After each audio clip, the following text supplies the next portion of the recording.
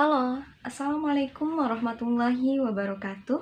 Kembali lagi bersama saya, Ana Zakia Derajat, di pembahasan tentang digitalisasi hadis dan kemunculannya di Indonesia. Oke, pertama-tama saya akan menjelaskan bagaimana hadis bisa berkembang di era digital, khususnya di Indonesia itu sendiri. Seperti yang kita tahu semuanya bahwa hadis merupakan sumber kedua dari ajaran Islam setelah Al-Quran. Dan keduanya ini tidak dapat dipisahkan karena memiliki keterangan ayat-ayat yang bersifat mujmal atau bisa dibilang global dan atau biasa kita sebut sebagai sesuatu yang bersifatnya umum.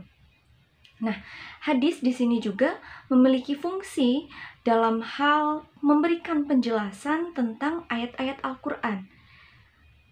Maka dari itu, hadis tidak dapat dipisahkan dari Al-Quran, seperti itu.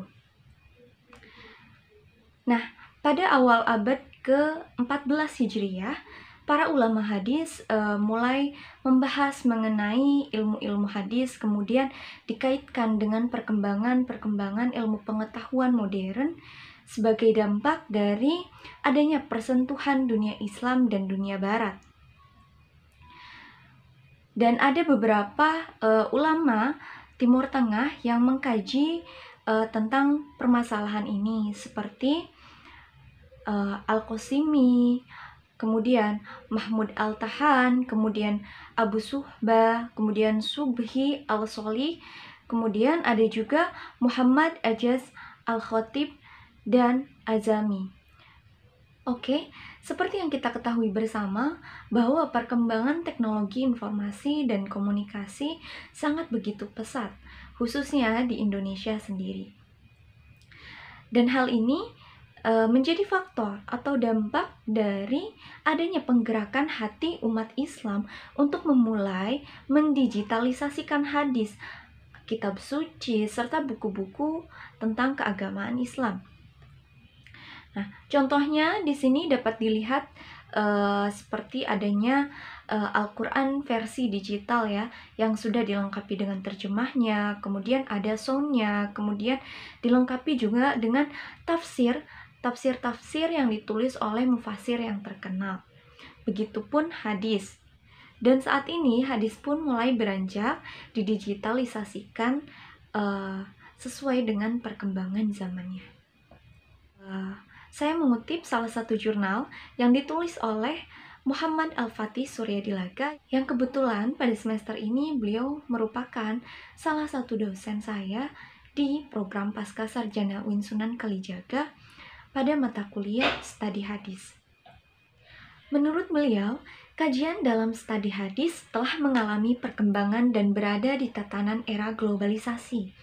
Kemudian, adanya perkembangan informasi ke berbagai wilayah dan melintasi berbagai budaya yang ada di Indonesia, khususnya menjadikan studi agama pun mulai merambah dalam kesadaran di dunia baru. Dirosah Al-Islamiyah ini menjadi sesuatu yang menarik untuk dikaji ya teman-teman di era globalisasi. Karena kenapa?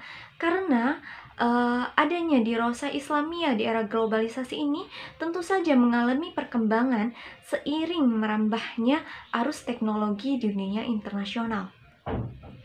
Nah, kemudian saya juga akan membahas tentang bagaimana sih hadis di era digital ini.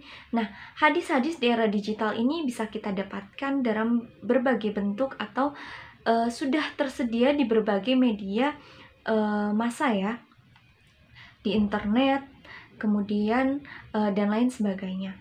Nah, perkembangan hadis sebelum adanya digitalisasi hadis ini bisa dikatakan belum sangat signifikan. Oleh karena itu, para ulama hadis mulai mengemas hadis secara menarik, kemudian menjadikannya dalam bentuk digital agar masyarakat awam, masyarakat dunia dapat melirik hadis dan menumbuhkan rasa pada hati mereka untuk lebih dalam mengkaji studi hadis ini.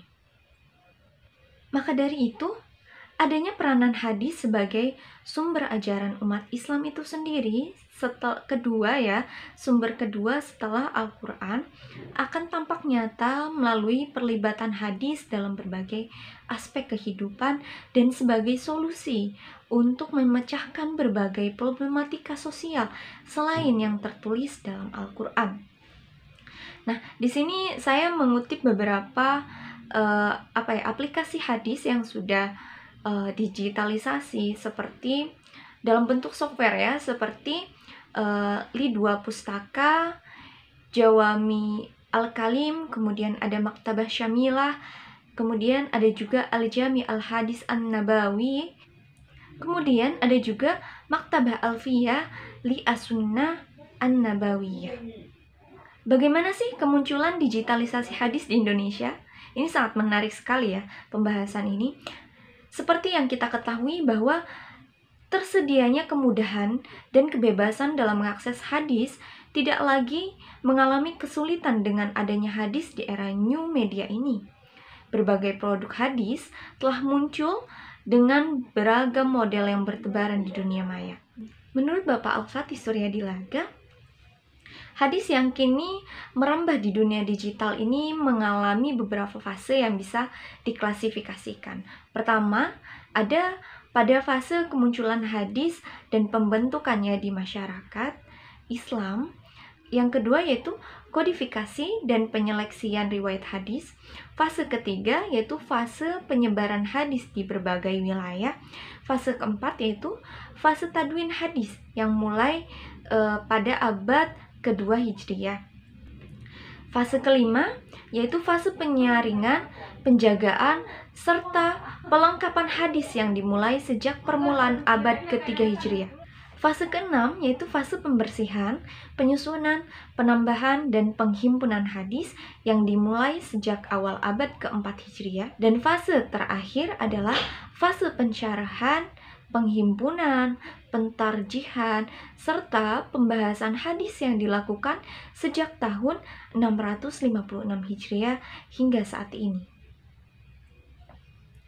Nah, dalam hal ini dapat disimpulkan bahwa adanya arus globalisasi, perkembangan teknologi, informasi, dan komunikasi dapat menjadikan babak baru dalam pemeliharaan serta pengkajian hadis itu sendiri.